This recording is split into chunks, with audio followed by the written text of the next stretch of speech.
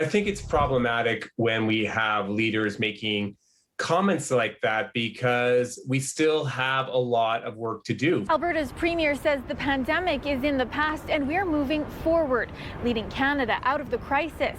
But experts say it's not time to let down our guard just yet. This tweet by the premier putting the pandemic in the past. City News reached out for clarification.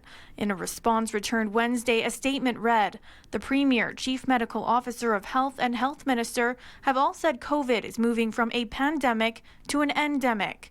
This is the progression of a virus." And I worry that that kind of language might fuel complacency and create the perception that it's completely finished. And unfortunately, it's not. It's not on a regional level, and it certainly isn't on an international level. In places like Israel, Australia, the UK, cases still surged after vaccination.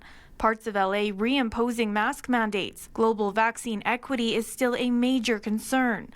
Here in Alberta, we may have great access to vaccines, but that's definitely not the case around the world. And we are seeing a number of countries where they simply do not have access to the vaccines.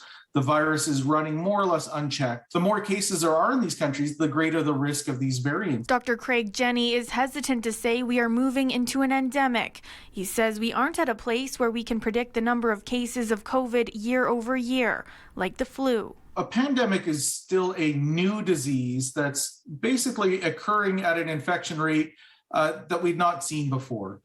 And an endemic disease is something that we are more familiar with, something that is present within the human population or a geographical population at about the same rate year after year. What do you think will need to happen in order for COVID to be called an endemic?